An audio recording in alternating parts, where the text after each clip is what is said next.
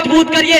अगर आप अपनों को मजबूत किए होते तो वक्फ बोर्ड के लिए ईमेल नहीं भेजना पड़ता। अगर आप अपनों को मजबूत किए होते तो कोई नबी करीम सल्लल्लाहु अलैहि वसल्लम के शान में गुस्सा की ना करता। तो अगर आप अपनों को मजबूत किए होते तो कोई मदरसा मस्जिद तोड़ने की बात ना करता। अगर आप अपनों को मजबूत किए होते तो हिंदुस्तान से मुसलमान को भगाने की बात ना करता। हम क्यों भागेंगे भाई, हम क्यों भागेंगे?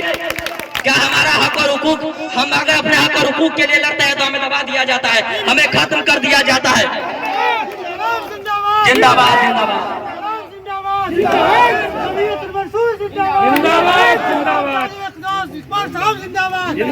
उम्र इनका जज्बा और जोश देख लीजिए। लेकिन हमारे पुराने लोगों को कुछ मूछे नीची करनी होगी। आज जो हम बिगड़े हुए हैं, जिसका मूल कारण है कि हमारे अंदर से मोहब्बत खत्म हो गई है। जब तक इत्तेफाक और इत्तेहाद हमारे अंदर नहीं आएगी तो उसके बाद नहीं आएगी, तब तक हमारे अंदर नहीं ताली।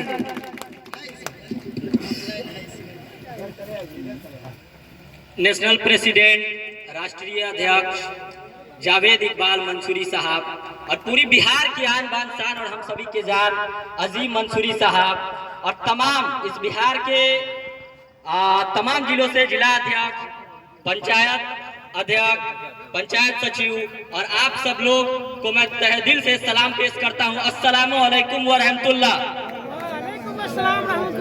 वाकिफ कहाँ जमाना हमारे उड़ान से, वाकिफ कहाँ जमाना हमारे उड़ान से, वो और थे जो हार गए आसमान से।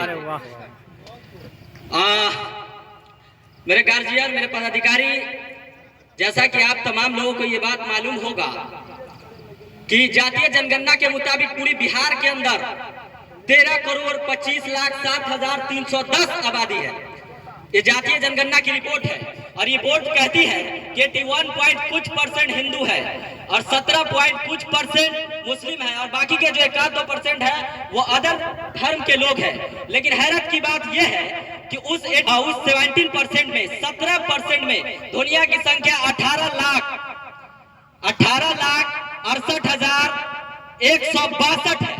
तो सवाल इस बात की है, हैरत की बात यह है कि जब बिहार के अंदर हमारी संख्या 18-19 लाख के तकरीबन है तो पूरे के पूरे हिंदुस्तान के अंदर कितना होगा।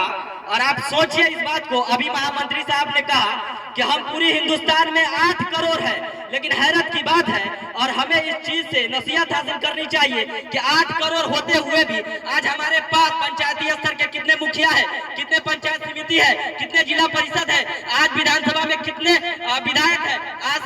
आज आप लोकसभा की बात करिए तो आज अभी आप झारखंड के अंदर चुनाव हो रहा है और झारखंड के अंदर चुनाव हो रहा है। पप्पू मंसूरी साहब ने फेसबुक पे डालते हुए उन्होंने कहा कि जो झारखंड के अंदर चुनाव हो रहा है उसमें एक भी मंसूरी को टिकट नहीं है। क्यों? आज हमारे हक और हुकूक से क्यों हमें दबा दिया जा रहा है? क्योंकि हम जानते हैं इस बात को कि हमारे अंदर यूनिटी नहीं है, हमारे अंदर एकता नहीं है, हम एकत्र नहीं है, हम संगठित नहीं है। दोस्तों, हम आपको बता दें कि पूरे बिहार के प्रदेश अध्यक्ष अजीम मंसूरी साहब आज दमखम लगा करके हर एक मंच से ये ललकारते हैं और हमेशा ये आप लोगों से रिक्वेस्ट करते हैं, ये दरख्वास्त करते हैं कि आप संगठित होइए। और अभी महामंत्री साहब ने इकरा का लफ्ज प्रयोग किया। इकरा शब्द इतनी खूबसूरत लफ्ज है, वो कुरान में भी शामिल है। इकरा का मतलब होता है शिक्षा और शिक्षा दुनिया की वो हथियार है जिनसे हर जंग लड़ी जा सकती है। दोस्तों, अगर सामने वाला इंसान के सामने, अगर दुश्मन के सामने हथियार हो, दुश्मन के हाथ में हथियार हो तो आप मान लीजिए ये जंग बड़ी नहीं है, लेकिन अगर आम इंसान के हाथ में कलम हो तो एक जंग बड़ी होने वाली है। जोरदार तालियां होना चाहिए।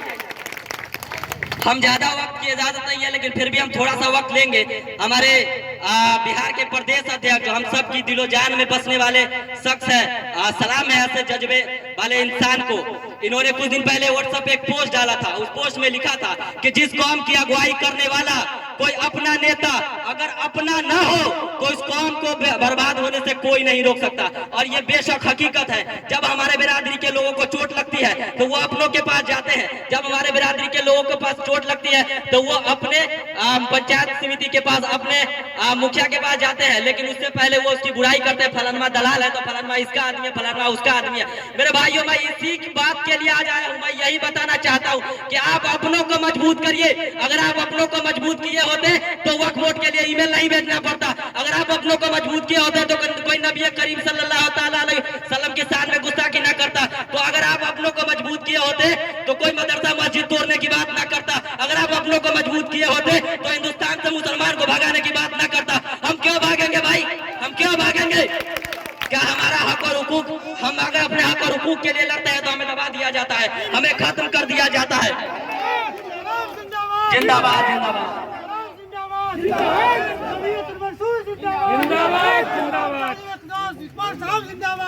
राष्ट्रीय अध्यक्ष जावेद इकबाल साहब जरा गौर करेंगे। कुछ दिन पहले की बात है सर, बिहार के अंदर एक बकरी और खसी खरीद के बेचने वाला शख्स था। वो किसी गांव में गया तो उनको हिंदू मंच द्वारा पकड़ लिया गया और उनको बड़ी ही बेरहमी से पीटा गया, लहूलुहान किया गया, सिर्फ इस बात के लिए कि उनको गौ तस्कर का अफवाह फैला करके उनको मारा गया। पुलिस वहां पे मौजूद थी, सभी लोग मौजूद था, लेकिन वो इंसान गरीब तबका का इंसान था, वो इंसान मजदूर था, वो इंसान सिर्फ बकरी और खसी खरीद करके बेचता था। इतने काम करने की वजह से उसको गौ तस्कर का अफवाह फैलाकर बुरी तरीके से पीटा गया। वो माफी मांगता रहा। उस वीडियो को देख करके मेरे सीने में आग लगी, मैं रो पड़ा कि आज भी हमारा हिंदुस्तान में हम आजाद नहीं है क्या? हमको भीख में मिली हुई है हिंदुस्तान। आज भी आप जाइए, पूरे हिंदुस्तान मुसलमान भाइयों का नाम है। क्यों? हम दोस्तों हमारे पूर्वज टीपू सुल्तान है और टीपू सुल्तान के हम पैरोकार। आज हम देखते हैं इतना सब कुछ मेहनत मुशक्कत करने के बाद भी लोग मंसूरी नहीं लगाना चाहता। मंसूरी इतना खूबसूरत लफ्ज है, मीम से शुरू होने वाला मंसूरी। मंसूरी का मतलब अमन और शांति होता है। मंसूरी का मतलब आगे बढ़ो और आगे बढ़ने देना होता है। मंसूरी का मतलब हाथ बढ़ाओ और आगे की ओर बढ़ो, तरक्की करो, एकता करो, यूनिटी करो।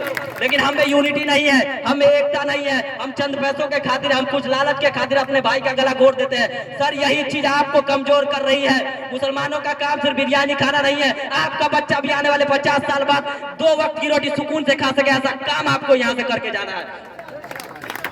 कुल्लू नफ्सिल जायकातुल मौत, बेशक मौत आनी, हर इंसान को मरना है। लेकिन हम तमाम गार्जियन से, हम तमाम पदाधिकारी से, हम अपने रहबर से ये गुजारिश करना चाहेंगे कि सर अपने बच्चों को पढ़ाइए, अपने बच्चों को शिक्षा दीजिए। तालीमी, सियासी और आर्थिक स्थिति में हम बहुत कमजोर है। आज हमारे पास कुछ नहीं है, हमें लोग दबा दिया जा रहा है, हमारे हक हुकूक से हमें वंचित कर दिया जा रहा है। मैं राष्ट्रीय अध्यक्ष जावेद इकबाल मंसूरी साहब से ये रिक्वेस्ट करना चाहूंगा कि सर आप इसी तरीके से आते रहे और इसी तरीके से आकर के लोगों को जगाते रहे। लेकिन जरूरत इस बात की है कि आप जरा सोचिए, जावेद इकबाल मंसूरी साहब जैसा पूरे बिहार के अंदर मैंने ऐसा जाबाज इंसान नहीं देखा। हालांकि उत्तर प्रदेश के ये राज्य मंत्री भी रह चुके हैं और अल्लाह सलामत रखे ऐसे लोग को। यही ऐसे लोग हैं जो हमारे रहबर है, जो हमारे सामाजिक लीडर है, जिनकी वजह से हम जिंदा है। और हम पर कोई आपातकालीन स्थिति आती है तो ऐसे ही लोगों की वजह से हमारा बोलबाला होता है और हम सुरक्षित रह पाते हैं। हम चाहते हैं जावेद इकबाल मंसूरी जैसा पूरे हिंदुस्तान के अंदर हजारों की तादाद में लोग खड़ा हो। जमियतुल मंसूर